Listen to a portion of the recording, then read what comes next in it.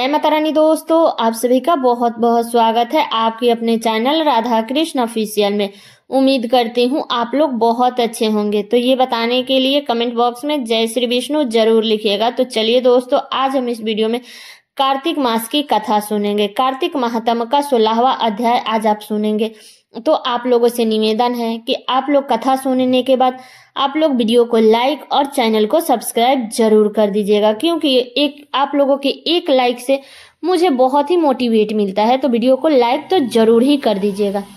तो जैसे कि आप लोगों ने पिछले अध्याय में सुना कि कैसे भगवान अपने सेवक को बचाने के लिए नरसिंह को ये वरदान दिया कि तुझे भूख लगी है तो तू अपने शरीर का मांस भक्षण कर। तब नरसिंह ने शिव जी के कहे अनुसार वैसा ही किया। वे अपने शरीर का ही मांस भक्षण करने लगा।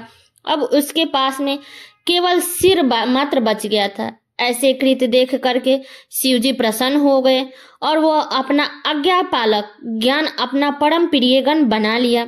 अब आप इसके आगे की कथा श्रवण करें। राजा पृथु ने कहा, हे नारद जी, ये तो आपने भगवान शिव की बड़ी विचित्र कथा सुनाई है। अब कृपा करके आप यह बताइए कि उस समय राहु उस पुरुष से छूटकर कहाँ गया। तब नारद जी बोले कि उससे छूटने पर वह दूत बर्बर नाम से विख्यात हो गया और अपने नया जन्म पाकर वह धीरे धीरे जलंधर के पास गया।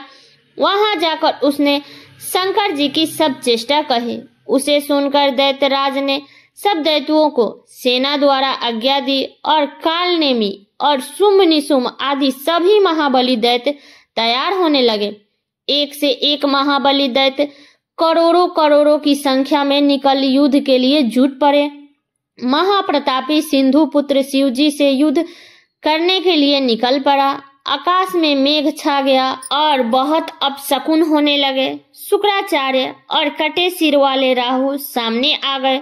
उसी समय जलंधर का मुकुट खिसक गया, परंतु वह नहीं रुका। उधर इंद्र आदि सब देवताओं ने कैलाश पर शिव जी के पास पहुंचकर सब वृतांत सुनाया और यह भी कहा कि आपने जलंधर से युद्ध करने के लिए भगवान विष्णु को भेजा था। वह भी उसके वशीभूत हो गए हैं और भगवान विष्णु जी लक्ष्मी सहित जलंधर के अधीन हो उनके घर में निवास करते हैं। अब देवताओं को भी वहीं रहना पड़ता है।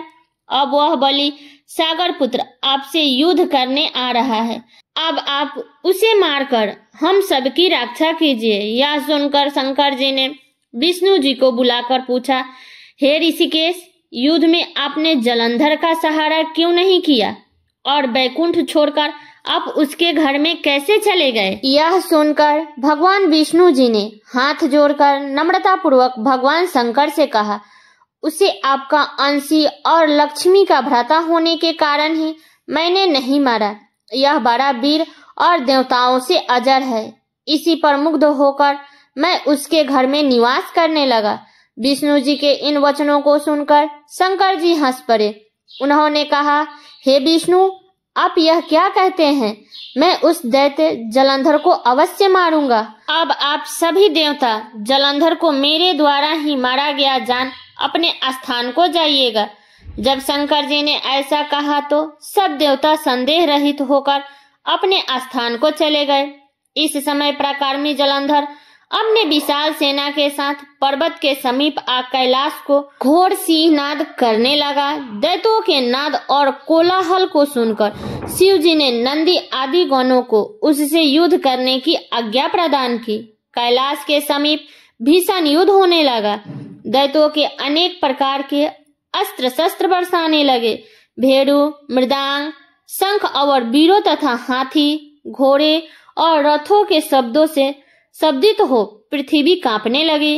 युद्ध में काटकर मरे हुए हाथी, घोड़े और पैदलों का पहाड़ लग गया। रक्त, मांस और कीचड़ उत्पन्न हो गया।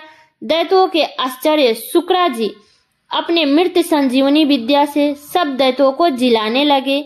यह देखकर शिव जी के गण व्याकुल हो गए और उनके पास जाकर सारा वृतांत सुनाया।